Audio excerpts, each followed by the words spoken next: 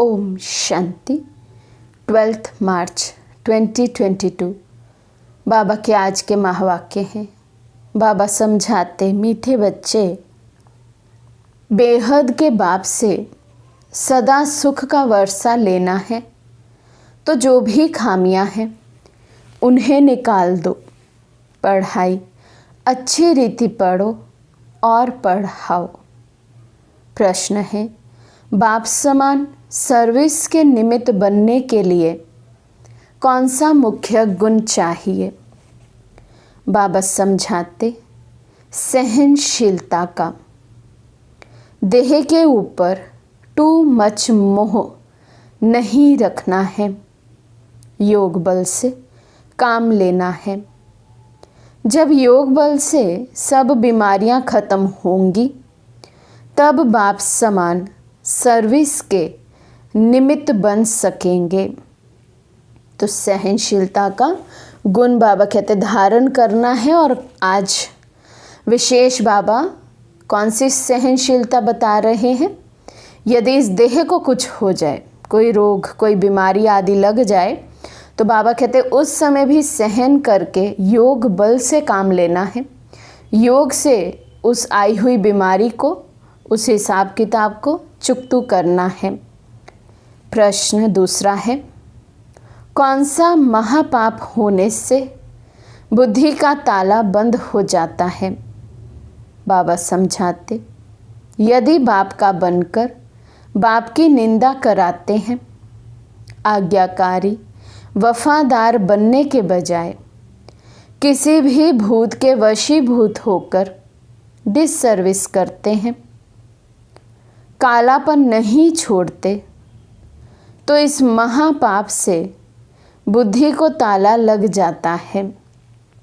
बाबा ने समझाया, बाबा का बनकर फिर बाबा की निंदा कराते, मनसा वाचक कर्मणा, किसी भी रीति से यदि हम बाबा की श्रीमत का विरोध करते हैं, बाबा की श्रीमत के विरोध में चलते हैं, तो हमारे द्वारा जाने अनजाने हम डिससर्विस के निमित्त बन जाते हैं और बाबा की निंदा हो जाती है।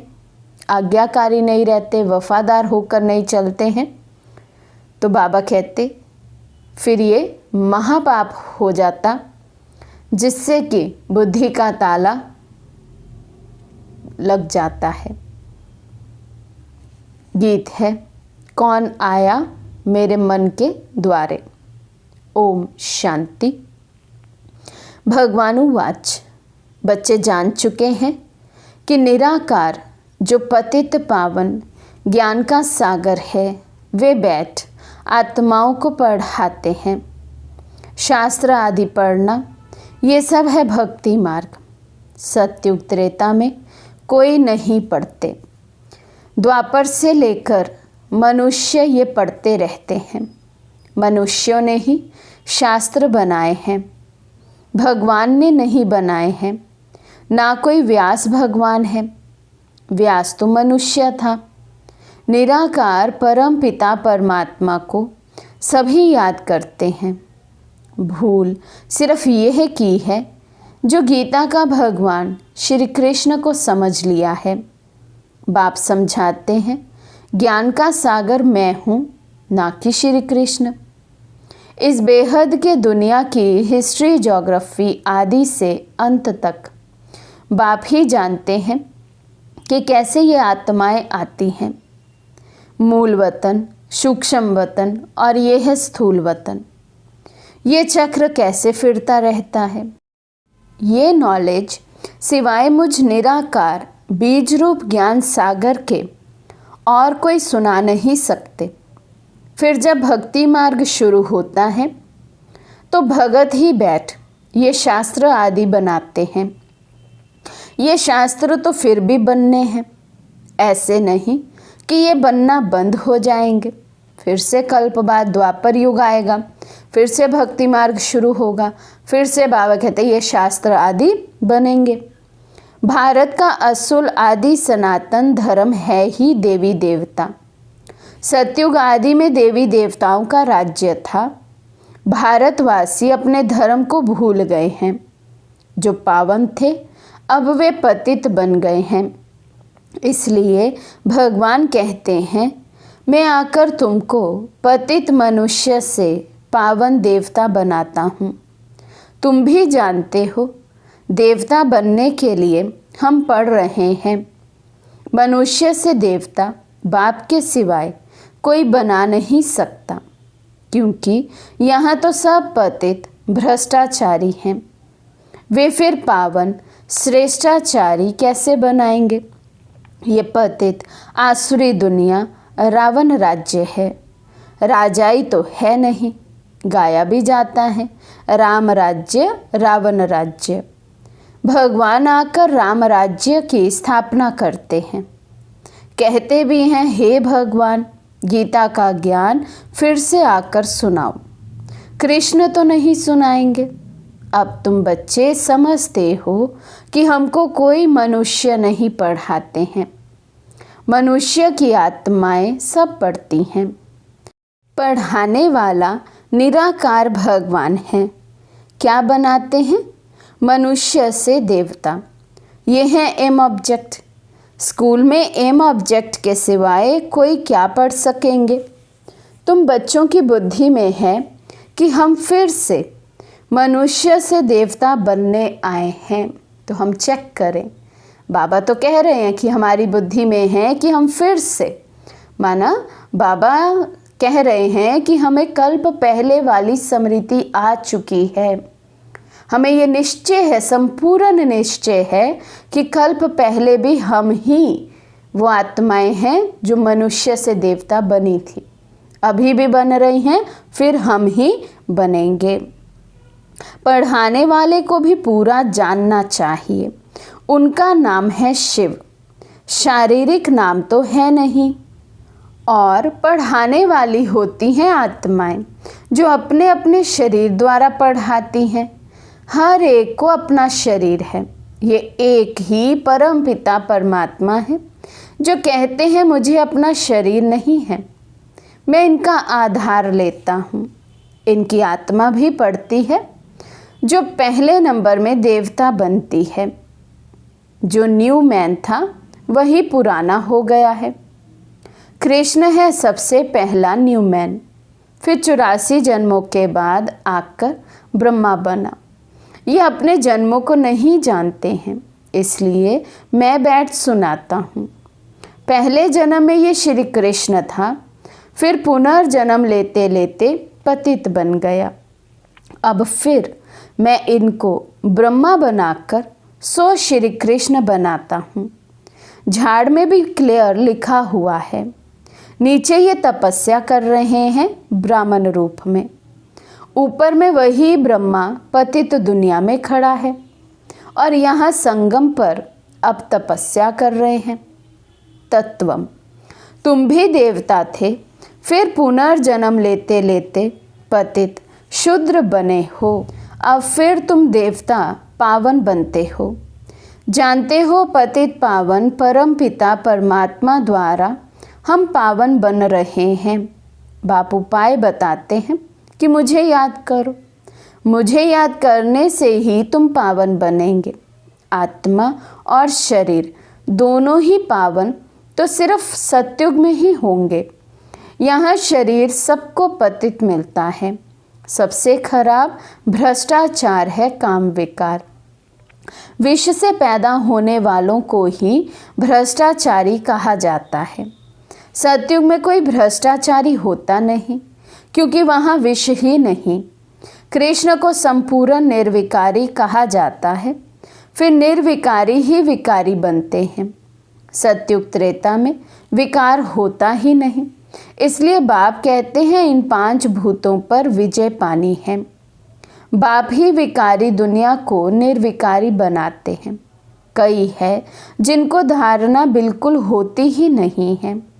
क्रोध का भूत, लोभ का भूत, मोह का भूत एकदम काला कर देता है। सबसे गंदा है काम विकार। वे भी तब आता है जब देह अभिमान आता है। बाप कहते हैं अपने को आत्मा समझो। आत्मा में ही संस्कार रहते हैं ज्ञान के। अभी आत्मा के ज्ञान के संस्कार बिल्कुल ही खत्म हो गए हैं। बाबा कहते हैं मुझे याद करो। मनुष्य तो साकार को ही याद करते हैं, भक्ति में हिरे हुए हैं। गुरु गोसाई व कोई देवता को याद करेंगे। बद्रीनाथ अमरनाथ पर जाएंगे तो पत्थर की बैठ पूजा करेंगे। शिव के मंदिर में भी जाते हैं, परंतु ये किसी को पता ही नहीं कि ये बाप है। इसको कहा जाता है अंधश्रद्धा। कोई जानते ही नहीं कि बाप कब आया, कैसे आया।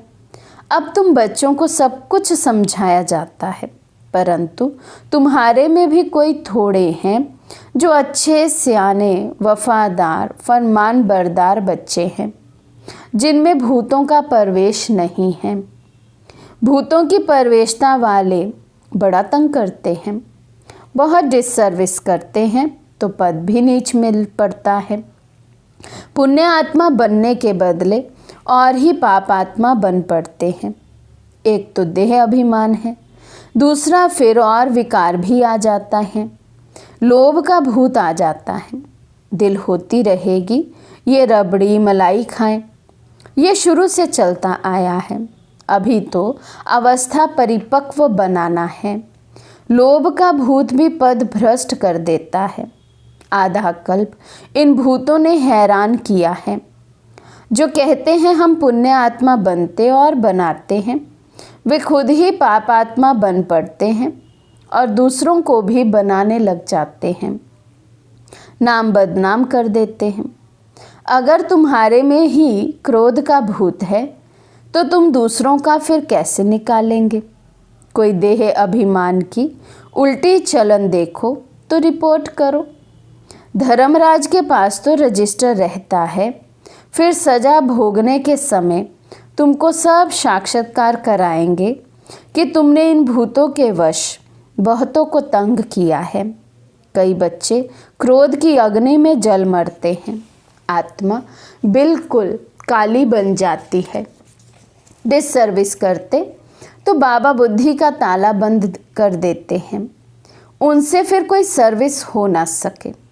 अंत में बाबा सब साक्षात्कार कराएंगे, फिर बहुत परेशान होंगे। इसलिए बच्चे ऐसा कोई काम नहीं करना चाहिए। बाबा कह देते हैं अगर उल्टी चलन चलते हैं तो रिपोर्ट करो। बाबा समझ जाते हैं देह अभिमान के कारण ये दास दासी जाकर बनेंगे, प्रजा में भी कम पद पाएंगे। बाबा तुम बच्चों को ज्ञान श्रृंगार कराते हैं, फिर भी सुधरते नहीं। इस समय ही परम पिता परमात्मा आकर ज्ञान का श्रृंगार कराए, सत्युग के महाराजा महारानी बनाते हैं। इसमें सहनशीलता बड़ी अच्छी चाहिए।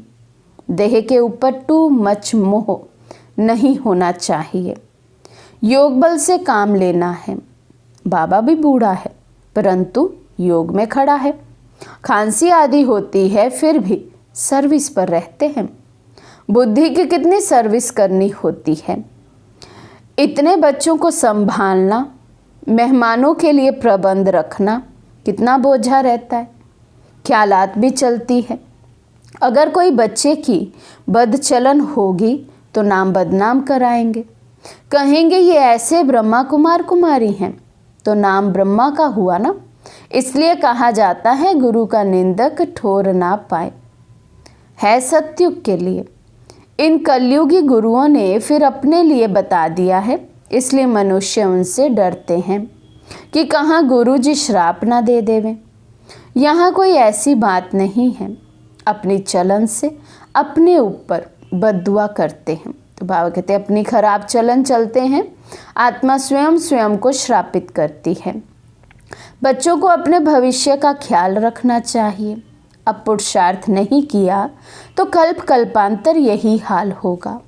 बाप कितना अच्छी रीति समझाते हैं, फिर भी कई हैं जो कालापन छोड़ते ही नहीं, फिर टूट पड़ते हैं अथवा मरकर जहन्नुम में गिर जाते हैं, पढ़ाई छोड़ देते हैं। कोई तो बच्चे अच्छे चलते हैं, कोई तो ईश्वरीय जन्म लेकर 8-10 वर्ष के बाद भी मर पड़ते हैं अथवा फारगती दे देते हैं।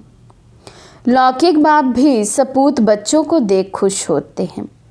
फिर भी नंबरवार तो है ना, कोई कोई सेंटर्स पर भी तंग करते हैं, बड़े कांटे बन जाते हैं। घर के बनकर फिर निंदा कराते हैं तो महान पाप आत्मा बन जाते हैं। इसलिए बाबा समझाते रहते हैं, तो यहाँ तुम आए हो बेहद के बाप से सुख का वर्षा लेने, तो खामियां सब निकालनी चाहिए। स्कूल में पास होने वाले स्टूडेंट शर्त रखते हैं कि हम 80 मार्क्स से पास होंगे, 90 मार्क्स से पास होंगे। फिर जब पास होते हैं तो खुशी में 1-2 को तारे करते हैं। ये है बेहद की पढ़ाई। सूर्यवंशी बनेंगे या चंद्रवंशी, ये भी मालूम पड़ जाता है। चंद्रवंशी राजा रानी जब बनते हैं तो उनके आगे सूर्यवंशी जैसे सेकंड नंबर में हो जाते हैं। राम सीता का जब राज्य चलता है तो लक्ष्मी नारायण छोटे हो जाते हैं। सूर्यवंशी नाम ही खत्म हो जाता है, पास्ट हो गया ना, तो प्रेजेंट के राजा को ही राजा गिना जाता है। तो इसलिए बाबा कहते हैं जब चंद्रवंशियों का राज्य आता है तो सूर्यवंशी जैसे छोटे हो जाते हैं। तो इसलिए बाबा समझाते सूर्यवंशी नाम ही खत्म हो जाता है। ये नॉलेज बड़ी रमणीक है। धारणा अच्छी होगी, जो श्रीमत पर चलेंगे वही फिर ऊंच पद पा सकेंगे। शिव बाबा का भक्ति मार्ग में भी पाठ है और ज्ञान मार्ग में भी पाठ है। शंकर का काम है सिर्फ विनाश का, उनका क्या वर्णन करेंगे। शिव बाबा का और ब्रह्मा बाबा का तो बहुत वर्णन करते हैं। 84 के चक्र में सबसे नंबर 1 पाठ है बाबा का। उन्होंने फिर शिव शंकर को मिला दिया है। शिव बाबा का तो सबसे बड़ा पाठ है। सभी बच्चों को सुखी करना कितनी मेहनत का काम है। फिर आराम करते हैं। इनका अर्थात ब्रह्मा का तो 84 जन्मों का पाठ है। इस्लामी, बौद्धि आदि तो बाद में आते हैं। वे कोई ऑलराउंड पार्ट नहीं बजाते। ऑलराउंड पार्ट वालों को सुख में कितना है। हम ही स्वर्ग के मालिक बन जाते हैं। भारत स्वर्ग कहलाता है। खुशी कितनी होती है। हम अपने लिए स्वर्ग का राज्य स्थापन कर रहे हैं। औरों को भी समझाना है जो वे आकर अपनी जीवन बना लें। तुम आए हो परमपिता परमात्मा से स्वर्ग का वर्षा लेने। बुद्धि में अगर एम ऑब्जेक्ट नहीं होगी तो बाकी यहाँ बैठ क्या करेंगे। ब्राह्मण है ब्रह्मा के मुख वंशावली। बेहद का बाप बेहद के बच्चे लेते हैं। कितने ढेर बच्चे हैं। ब्रह्मा का बनने बिगड़ शिव बाबा से वर्षा ले नहीं सकते। भारत श्रेष्ठाचारी था, वहाँ कोई भूत नहीं था। एक भी भूत है तो व्यभ्याचारी कहेंगे। भूतों को तो बिल्कुल भगाना है। बाबा को बहुत लिख भेजते हैं। बाबा काम का भूत आया परंतु बच गए। बाबा कहते हैं बच्चे तूफान तो बहुत आएंगे परंतु कर्म इंद्रियों से कोई कर्म नहीं करना। भूतों को भगाना है, नहीं तो सूर्यवंशी चंद्रवंशी बन नहीं सकेंगे। ध्यान में जाना भी अच्छा नहीं है क्योंकि माया बहुत प्रवेश हो जाती है। अच्छा, मीठे मीठे सिकी लदे बच्चों प्रति माता पिता बाप दादा का याद प्यार और गुड मॉर्निंग। रूहानी बाप की रूहानी बच्चों को नमस्ते। हम रूहानी बच्चों की रूहानी बाप दादा को दिल व जान सिख व प्रेम से नमस्ते नमस्ते नमस्ते जी। धारणा के लिए मुख्य सार। फर्स्ट पॉइंट, कर्म इंद्रियों से कोई भी विकर्म नहीं करना है। ऐसी कोई चलन नहीं चलनी है जिससे अनेकों की बद्दुआएं निकले। अपने भविष्य का ख्याल रख पुण्य कर्म करने हैं। सेकंड पॉइंट, अंदर जो भी कालापन है, देह अभिमान के कारण भूतों की प्रवेशता है, उन्हें निकाल देना है। ज्ञान से अपना श्रृंगार कर सपूत बच्चा बनना है। आज का वरदान है, बिजी रहने के सहज पुरुषार्थ द्वारा निरंतर योगी, निरंतर सेवाधारी भव। बिजी रहने के सहज पुरुषार्थ द्वारा निरंतर योगी, निरंतर सेवाधारी भव। ब्राह्मण जन्म है ही सदा सेवा के लिए। जितना सेवा में बिजी रहेंगे उतना सहज ही मायाजीत बनेंगे। इसलिए ज़रा भी बुद्धि को फुर्सत मिले तो सेवा में जुट जाओ। सेवा के सिवाय समय नहीं गवाओ। चाहे संकल्प से सेवा करो, चाहे वाणी से, चाहे कर्म से। अपने संपर्क और चलन द्वारा भी सेवा कर सकते हो। सेवा में बिजी रहना ही सहज पुरुषार्थ है।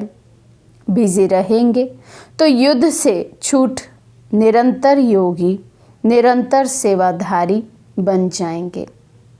स्लोगन है, आत्मा को सदा तंदुरुस्त रखना है तो खुशी की खुराक खाते रहो। आत्मा को सदा तंदुरुस्त रखना है तो खुशी की खुराक खाते रहो। अच्छा, ओम शांति।